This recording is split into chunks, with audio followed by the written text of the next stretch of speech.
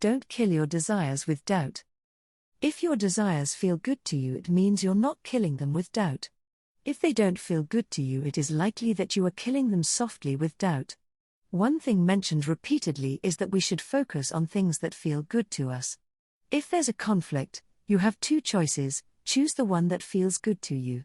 Focusing on things that don't feel good to you takes you away from who you are. Doubt doesn't do anything. It's just an indicator of what you're focused on. Focus on what feels good despite the chaos around you. Be a focused creator. Be mindful of what you are creating in your life. Don't just be an observer of what's going on around you. If you spend all your time focusing on what is, you're locking yourself into what is and not what could be. Staying focused on what you lack or your current situation prevents new and improved situations from coming into your life. You are a powerful creator who has come to Earth to explore. Don't let the squeaky wheel get the grease. In other words, don't spend all your time and energy focused on the squeaky wheel, the thing that demands your attention at the expense of your true desires. I Talk About This is a podcast episode on creating balance. The squeaky wheel could be a demanding boss, a needy family member, or financial stresses. It can be tempting to divert all of your attention to the squeaky wheel in an attempt to quiet it. That may seem like the rational, peaceful, ideal thing to do. However, you have to stay focused on what you are intentionally creating and not get distracted by less important things. How do you not concern yourself with what is? Let go of the defense or rationalization of what is. Don't debate and argue with others. If your desire is less active than your belief, your desire loses. When a desire is new, it's not as strong as an active belief is. Don't reinforce unhealthy or limiting beliefs by trying to debate against them. Think of trying to convince a friend that a new opportunity is the right move for you. This is a new desire. It's weak. Your friend, who means well, counters your arguments with rhetoric that supports your older, stronger limiting beliefs. The older beliefs will win every time. In this video, Esther Hicks explains why it's important to be specific when asking the universe. In a positive way, by clarifying it, then I count that as it worked out. So do you wait for the manifestation to confirm the impulse, or are you getting better at acknowledge the impulse even before? Can you feel more and more what is going to work out in a stronger way? What we're asking is, do you believe that you are getting better at focusing? In other words, because this is what we want you to hear from us. This is what we feel so strongly around you. So you figured this stuff out. You've been listening and you figured it out. And now you're in a place where you are, let us begin again. So sometimes people say, how deliberate of a creator should I be? Because at first we say, you create your own reality, and you said, oh, good. And then we said, you create your own reality, and you said, oh, no, because it felt like responsibility. And then we said, be deliberate about what you think. And then you said, oh, cancel, as you worried about the thoughts that you were thinking. And then we said, get into the receiving mode and receive what the vortex has whipped up for you. And now a lot of you are in a sort of aligned place where often you receive the impulse, but you are in a sort of wait and see place rather than in a now it's time to turn on the juice of focus place. And that really is what we want to say to you, is that you have figured out step 1, and you've figured out step 2, and you've figured out step 3. And now, as you focus more specifically on the things that are important to you, you're now in a place where the universe will begin to deliver to you with more precision the details of what you want. Because you're right, things are always working out for you, and that really feels good. And you've worked most of the details out in step 1, but there is such an exhilarating life force that flows through you when you understand how all of this works, and then you begin to focus. It's almost as if you are dictating to the universe the details of what you want. So we've been saying to people, if you're not really in alignment and not steadily in alignment, then talking about what you want works against you. But if you are steadily in alignment, if you are trusting the laws of the universe, and you are feeling good about your own worthiness as you are, then the more detail you give to the specifics about what you want, the more satisfying the experience is. And so that's our message for you. That's what you lighted up in the back of the room asking about. I think that is true. Yeah. That's exactly Something more? it. I'm good. Really good. Thank you. Really good. Really good.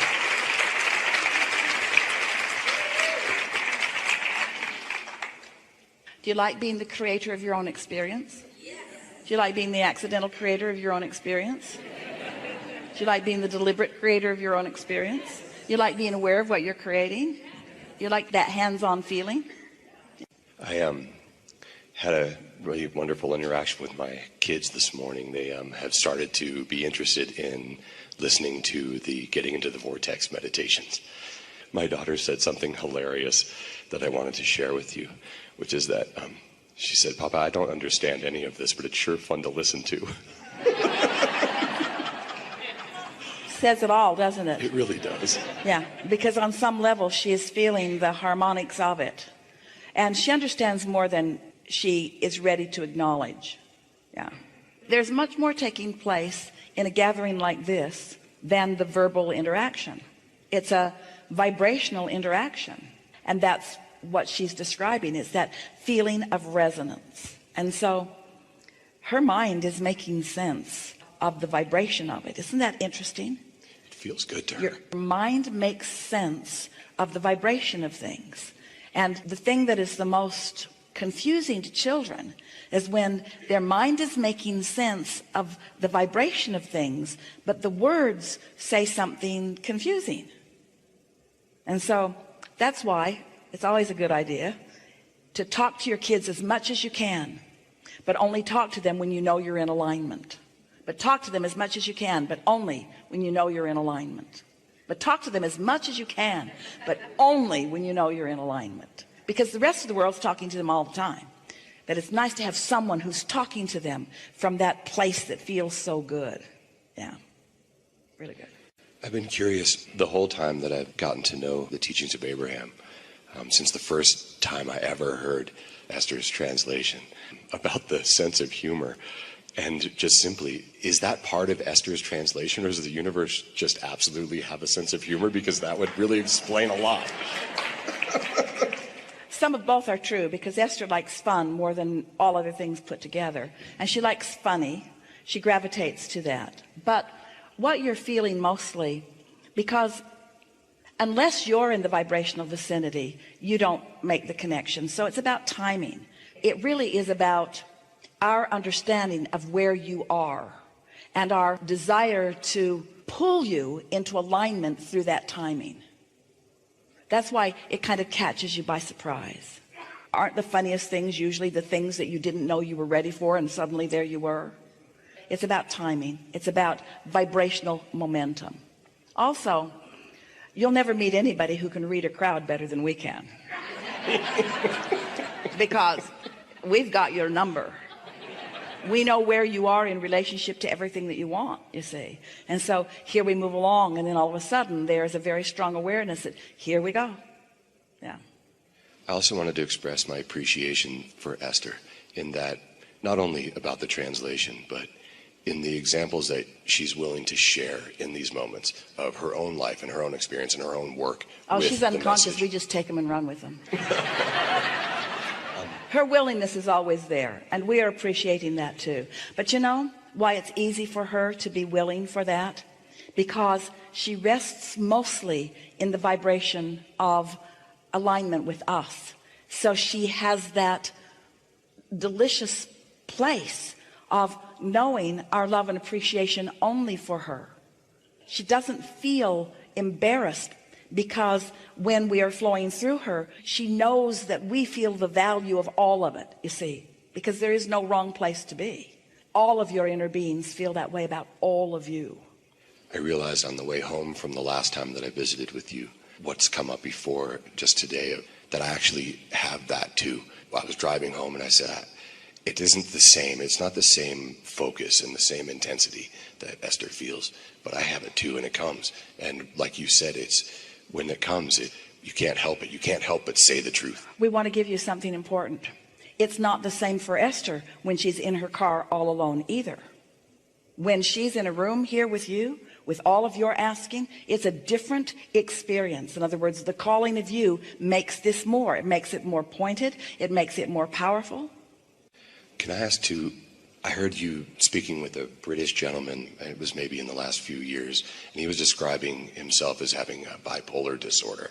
And it was a beautiful conversation that you had, in that, one, you said, call it what you will, but you're just alive. You have an incredible power of focus, you told this man, and that comes out on either end, and that you can get extremely focused on the negative end and extremely focused on the positive end, and that you were encouraging this gentleman to control his contrast better and to start to be able to stay in the lane better. Be aware when you're on the rumble strip so that you don't get off in the bar pit before you try to correct it. Yeah. And although we also said everyone's bipolar to some degree, because bipolar could be in the vortex, out of the vortex, in the receptive mode, not in the receptive mode, in alignment, not in alignment.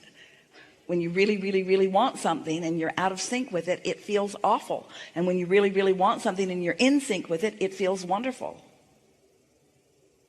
I appreciate that your answer is always the same. It's easy because the laws don't change. And our bipolar friends are our favorite students because the intensity of their desire summons in such a strong way. I want to share with you one more thing. I heard you had a similar idea of everything's always working out for me as something that resonates. It just does. And I was thinking, wouldn't that be fun to have that in my vehicle? So that I was always thinking about that because I spend a lot of time there, and I put little things around the house and stuff like that too. And then you said, well, we do that in the bus, and we had it actually on the dashboard so that it reflects in the windscreen so that you can see it. So they've written it backwards. And so I spent a little bit of time trying to figure out how to write it backwards and going to the mirror and being like, oh, close, going back. And then it was so exciting when I got it done. It's like, I got it. And I put it on my dashboard and was very excited and went about having one of the worst days I've ever had in my life. And just thought that was, with a little bit of hindsight, thought that was hilarious too. And I just wanted to share that. There might have been a little more struggle in that than was necessary. Right? Yeah. Or doubt. I mean, just maybe having it there in my face caused me to wonder if that's actually true for me or not. And it's true, but it's often difficult to avoid doubt if you've trained yourself toward experiencing doubt. When you can step back a little bit from that and acknowledge everything is always working out for me, no matter how it looks, because I'm putting something in the vortex at a minimum, and source energy is working on it also. And so it is all working out for me, whether I'm in the receptive mode of it or not. It is working out for me, whether I'm in the receptive mode of it or not. It is all working out for me, whether I'm in the receptive mode or not. Ooh, I'm in the receptive mode. Now I can really feel and really witness how it's working out for me. And so it's helpful to know that whether you can see it or not, it is always working out for you. And then if you really want to play it a way that will serve you so well, everything is always working out for me and you. It's always working out for me and you. So then Esther is thinking, okay, I like the idea that it's working out for me, and I love the idea that it's working out for others, but what if we are not working out very well together? Then it's working out for you because you go that way and you go that way. The universe is never saying that it has to work out in this particular way. It is always working out. And you're right, it does take a level of trust. And once you get to that place, it only takes a little bit of thinking about it. It's like, we touched on this earlier, when you set an intention and you deliberately hold yourself in the vibrational vicinity of that intention, and then you watch it play out, it gives you more belief in your ability to focus. But when you want something and it's not working out, and that's what you're noticing, then it takes your belief away that things are working out for you. But knowledge of the way the universe works, all the doubt away. You could say things are always working out for me, but I'm holding most of the good stuff off for later. That was meant to be funny.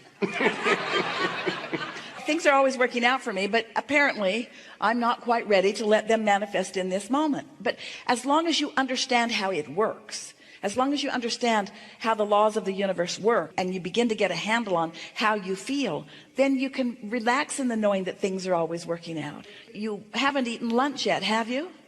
And you're probably getting ready to want to eat lunch, aren't you? And yet we don't feel any real fear or trepidation here. Oh, just that one. That things are not going to work out for you in that regard. In other words, you've had enough experience to know that you're probably going to eat today. Probably. And so as you come to realize that things are always working out, and you realize that it doesn't matter how big it is, it's not more complicated than just finding lunch today. In other words, it's just one impulse that leads to another and leads to another. There is nothing that you cannot be or do or have. There is nothing that is off limits. There is nothing that is holding itself apart from you. Everything that you could even conceivably want is working its way into your experience. And to the degree of your readiness, it's showing itself to you now and now and now and now and now. So good to know. Thank you for the stove metaphor. Yeah. Yeah. And we want you to follow the evolution of stove metaphor.